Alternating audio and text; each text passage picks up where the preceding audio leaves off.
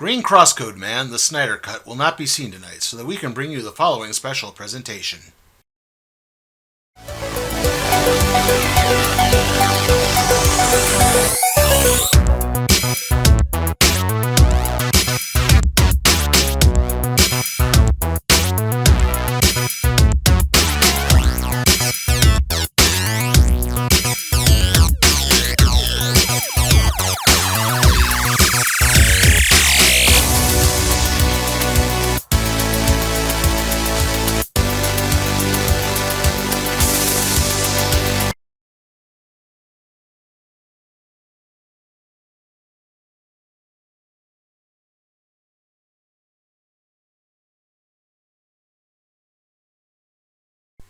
It has, been a while, hasn't it? I mean, the last wrestling show I reviewed was WWE Payback way back in early September, which means I missed Fastlane, I missed Survivor Series War Games, I missed 2 NXT specials and a Saudi show, even though, as you know, I don't cover the Saudi shows because they've been mostly terrible. And concerning NXT, I might go back to NXT someday, but it's still probably going to be a while.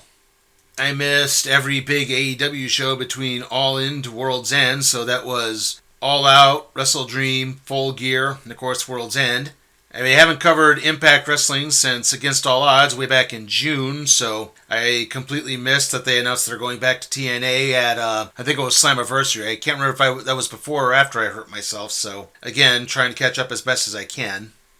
Now, I explained in an earlier video that basically when I was in the hospital, the TV there did not get TBS. They got TNT, but they did not get TBS. So the only AEW shows I could have paid attention to were Rampage and Collision, which was kind of hard after a while. And then once I got to the retirement home where I did most of my rehab, by that point I had gotten hooked on Guy's Grocery Games and I was just watching that instead.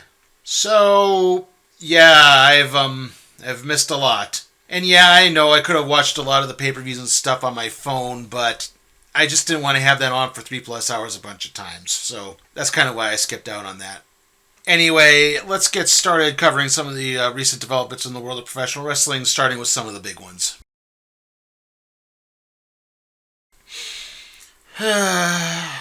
CM Punk is back in WWE.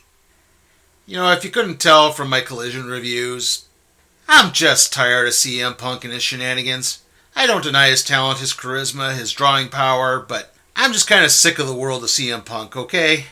I mean, we've had to put up with this for almost 3 years, I guess, at this point. I mean, for every good thing, like the MJF feud that happened, there's always just so much disappointment. I just can't deal with this crap anymore. That being said, CM Punk is my pick to win the Men's Royal Rumble this year. Now, granted, I have written and recorded this before any announcement concerning Seth Rollins has been made. If you don't know, Rollins tore his MCL and his meniscus, I think it was last week, and he doesn't know if he needs surgery or not. They're still thinking they could get him back for Mania, but he might have to forfeit his championship, so I don't know who the likely opponent would be in that case, or if Damian Priest cashes in, or what's going to happen. If I upload this on a Tuesday, you'll probably know what happened. I'll know what happened. So just assume that I know what's going down there. Speaking of things I'm really tired of, The Rock is back to challenge Roman Reigns. Yawn. And look, it's not going to happen at Elimination Chamber like they initially said it was going to. It's probably going to happen at WrestleMania 40, which means in all likelihood we're probably going to have to wait another year for Cody to finish his story. They're not going to do a 3-way. It doesn't make any sense. Making it a triple threat match will be like when they had Ronda Rousey versus Becky Lynch versus Charlotte at WrestleMania 35, where Charlotte had to get shoehorned into it because she was promised the first all-women's main event. We couldn't just have Becky versus Ronda. That would have made way more sense. At best, we're going to wind up getting maybe Roman Rock on night 1 and then Roman Cody on night 2. But again, all this does is remind me of how stupid it was to have Cody lose at WrestleMania last year. I mean, it's not that his stuff afterwards has been bad per se, it's just it would have been more interesting had he had the championship at the time. I mean, he didn't need... Look at the Brock Lesnar feud, for example. That would have been way more exciting with him as the world champion. the feud with Judgment Day he's been having. It would have been way more exciting with him being world champion. And I know I'm cribbing from Brian Zane here, but it's true for the most part. I agree with him on it. Anyway, moving to other aspects of WWE, my pick for the Women's Rumble this year, I am going to say Bayley. I think this is going to help facilitate the damage control breakup. It's going to, show Dakota Kai being torn between two sides, making her choice eventually. I think Bayley's kind of primed for a babyface run again at this point. She's been a heel long enough now that fans are starting to be more in favor of her. And I know there's probably some people out there that are thinking like maybe Sasha Banks or Mercedes Moné is going to return. But right now it's still looking like she's going to AEW. She's just hammering out details and finishing some non-wrestling commitments that she's been trying to fill out.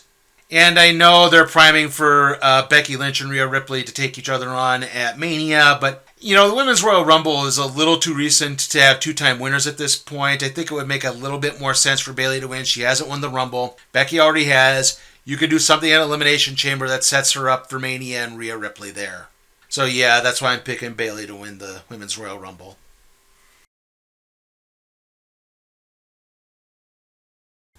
Moving on to All Elite Wrestling, Adam Cole turned out to be the devil who was haunting MJF and wound up costing him the championship against Samoa Joe. This is funny given the fact that Cole is injured and unable to compete. So, he's formed his new faction, the Undisputed Kingdom, with the kingdom of Mike Bennett and Matt Taven, along with Roderick Strong and Wardlow, with Wardlow basically going to challenge Samoa Joe as Adam Cole's second. He'll win the championship, and then when Cole is cleared, the championship will be forfeited to him, I guess.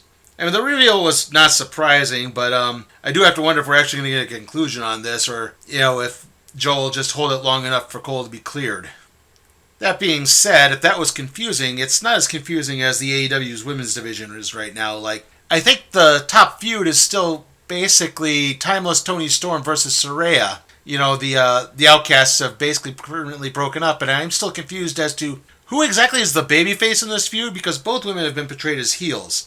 I mean, I guess Ruby Soho could compete as a babyface against Toni Storm, but I'm still not entirely sure. And then there's the storyline that's been going on with Sky Blue, where she was first the Goody Two-Shoes babyface, and now she's the dark, disturbing heel because she got misted by Julia Hart of House of Black. Yeah, I'm still kind of confused with that. I'm still, admittedly, I was kind of confused as to what Sky Blue's character was before she joined up with Julia Hart, and that's always just perplexed me. Exactly, it kind of came out of nowhere. I guess maybe that's just because I haven't been able to watch the show on a regular basis.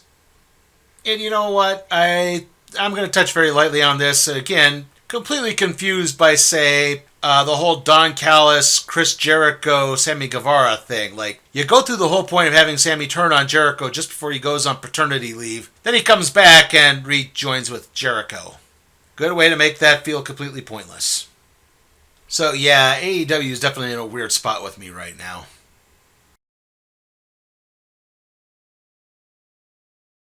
Moving on to the recently rebranded Total Nonstop Action Wrestling, or TNA. When we last left them, Alex Shelley had just won their championship for the first time in his career. And then he successfully defended it against Nick Aldis, returning Josh Alexander, and I believe one other person, I can't remember who, but he did eventually drop it just recently at the Hard to Kill pay-per-view where they officially rebranded themselves back to TNA. He dropped it to Moose, which... yeah, I'm a little mixed on. I get especially with TNA, you need people who are going to constantly be there. But it just feels like we've been down the road with Moose so many times. We couldn't have given it to, say, Steve Maclin again, or Kushida, or just someone like that. In fact, I wondered just how we had Chris Sabin, the other half of the Motor City Machine Guns, winning the X Division title. And I believe he's still X Division champ, isn't he? Or, yeah, I think he was. Again, I'm kind of confused as to there. But it seems like maybe they're trying to precipitate another breakup of the Motor City Machine Guns. I think that's just the only thing that's rolling around in my head right there. In fact, TNA's major turnover right now is being in the Knockouts division. Jordan Grace returned to the company to take on the champion Trinity, who defeated Dina Purrazzo, Purrazzo has left for AEW. Trinity was Naomi in WWE and is now in all likelihood, going back to WWE, I should say. So we're also getting some ascendancy happening. We have Giselle Shaw winning the Ultimate X match, and thus she's the number one contender for the Knockouts Championship. Savannah Evans is getting a lot more play right now. There are a few others. So also Dana Brooke, she was Dana Brooke in WWE. She's now Ash by Experience debuted. And then on the men's side, obviously, Nick Nemeth, the former Dolph Ziggler, debuted with the company too at Hard to Kill. So he's also going to be wrestling in New Japan soon. And since we just talked about New Japan a little bit, let's touch on the last big story in wrestling, which is, of course, the impending free agency of Kazuchika Okada. I can't really say too much about it. I'm guessing he's probably going to go to WWE. That seems to be his main interest at this point. Like, maybe Tony Khan can open up the coffers to swing him over to AEW, but, he's already had his big match series with Bryan Danielson, that is. Maybe the ground could be a bit more fruitful for him in WWE at this point. The Endeavor purchase has been done, so they're more open to signing guys. I think that's probably going to be the better option for him at this point. So, if you wanted to place money on it, I wouldn't, but I think Kazuchika Okada is going to WWE. So, that's pretty much it. The next video is going to be the AFC and NFC Championship previews. It's going to be one video, not two like the other ones. After that, it's going to be the Royal Rumble recap and review, and that might be done more in this kind of style where I'm talking over the video game footage. When I thought I needed to reshoot the on-camera footage for my New Warriors video, I kind of burned the battery on my camera out, and I'm not sure how well it's holding its charge anymore. Maybe I have to get a new one. I'm not entirely sure. I had to plug it in to finish those video points, and I don't want to do that again. And I'm afraid something's gonna pop off and break the camera, and I don't want to do that.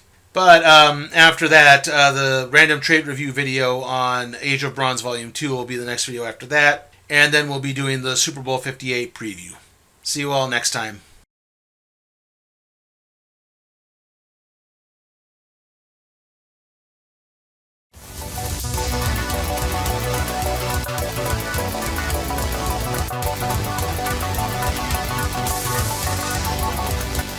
Hey guys, remember you can help me maintain and possibly even expand my professional wrestling covers by supporting me on Patreon at patreon.com/SleepyTime4Camp Productions. Also, remember to like the video, comment, share, subscribe, and ring that notification bell.